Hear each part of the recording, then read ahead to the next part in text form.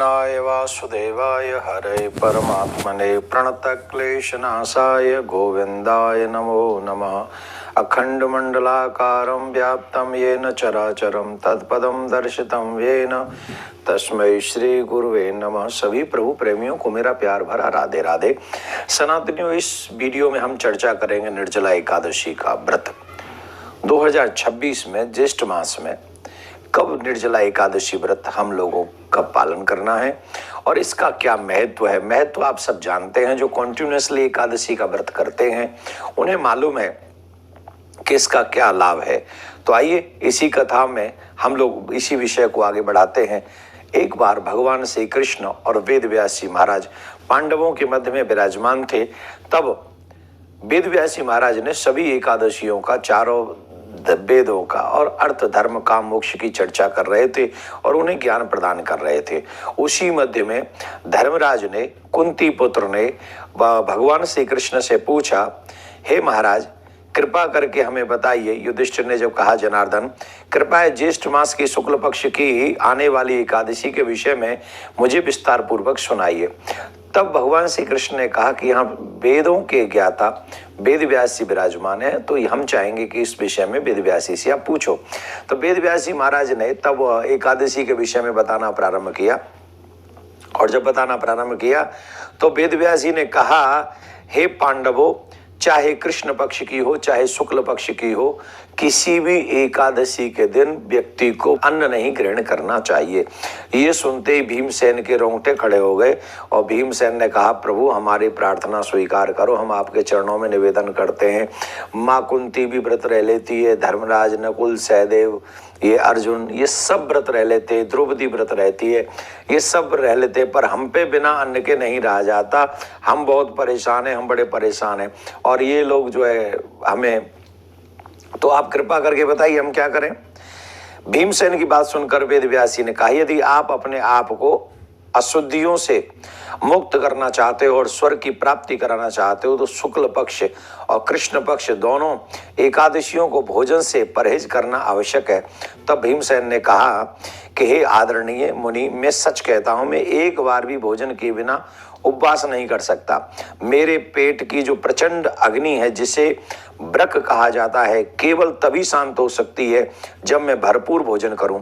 इसलिए महामुनि, मैं पूरे वर्ष केवल एक ही व्रत कर सकता हूं। कृपया मुझे ऐसी कोई बात बता दो, जब आप कह रहे हो तो एक व्रत मैं कर लूंगा, लेकिन एक ही दिन रह सकता हूं और हर महीना मुझे 2-2 बार आप भूखा रखोगे तो मैं नहीं रह सकता। तब वेद व्यास जी मुस्कुराए और उन्होंने कहा, ज्येष्ठ मास में शुक्ल पक्ष में होने वाली एकादशी को जल ग्रहण किए बिना अगर तुम व्रत करोगे, अगर तुम्हें व्रत, देखिए ज्येष्ठ मास में भयंकर गर्मी होती है, प्रचंड गर्मी होती है, तो अगर उन्हें व्रत करने के लिए भी कहा गया तो किस दिन कहा गया? ज्येष्ठ मास में। ये है ऋषियों का ज्ञान, वो बटरिंग नहीं करते हैं, वो मार्ग दिखाते हैं। तो उन्होंने कहा कि जल ग्रहण किए बिना ही व्रत करना चाहिए। केवल कुल्ला करने के लिए, जो आचमन हम लोग धार्मिक अनुष्ठानों में करते हैं, वही हथेली से थोड़ा जल पीने का क्रिया के लिए ही जल उपयोग किया जा सकता है, परंतु इसके अलावा विद्वान व्यक्ति को किसी भी प्रकार का जल ग्रहण नहीं करना चाहिए, क्योंकि ऐसा करने से व्रत खंडित हो जाता है। एकादशी के दिन सूर्योदय से लेकर अगले दिन सूर्योदय तक जल ग्रहण न करने से व्रत पूर्ण होता है। सभी आवश्यक कार्य पूर्ण हो जाने पर जिन्होंने अपनी इंद्रियों पर विजय प्राप्त कर ली है, भोजन ग्रहण कर सकते हैं। इस निर्जला एकादशी से वर्ष भर पड़ने वाली सभी एकादशियों का पुण्य प्राप्त हो जाता है। शंख चक्र गदा और से सुशोभित भगवान केशव ने मुझे बताया है कि जो व्यक्ति कुछ त्याग कर, केवल सब कुछ त्याग कर केवल उनकी शरण में आकर एकादशी व्रत करता है, वह सभी पापों से मुक्त हो जाता है।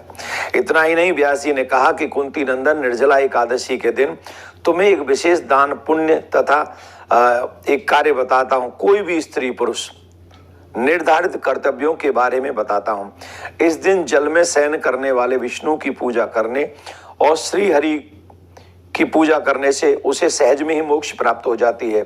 जो मनुष्य श्री हरि की पूजा करते हुए निर्जला एकादशी का व्रत करता है तथा रात्रि में जागरण करता है, उस व्यक्ति की 100 पीढ़ी,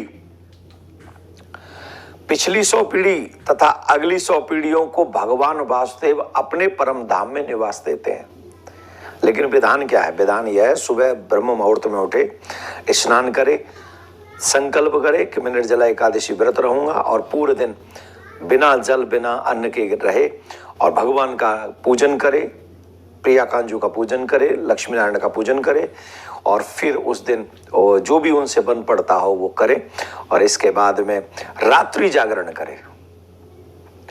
रात्रि में जागरण करने का विधान इसमें बताया गया है कि निर्जला एकादशी के दिन रात्रि में जागरण उसको करना चाहिए। तो 100 पीढ़ी पहली और 100 पीढ़ी बाद की 200 पीढ़ियों को तारने का बल अगर किसी में है तो वो मानव में है और वो कर सकते हैं, ऐसे वेद व्यास जी महाराज कहते हैं। तो इस निर्जला एकादशी व्रत को हम 25 तारीख को रखेंगे, 25 जून को, और इसका जो पारायण का समय रहेगा वो पारायण का समय रहेगा 26 जून को। 26 जून को इसका जो पारायण का समय है वो मैं आपको एक बार बता देता हूं। पारायण का समय रहेगा 5:30 बजे से लेकर 7:44 तक, 7:44 तक इसका पारायण का समय रहेगा। तो आप लोग व्रत, नियम, संयम, ब्रह्मचर्य, सत्य, निष्ठा के साथ, श्रद्धा के साथ इस व्रत को करें।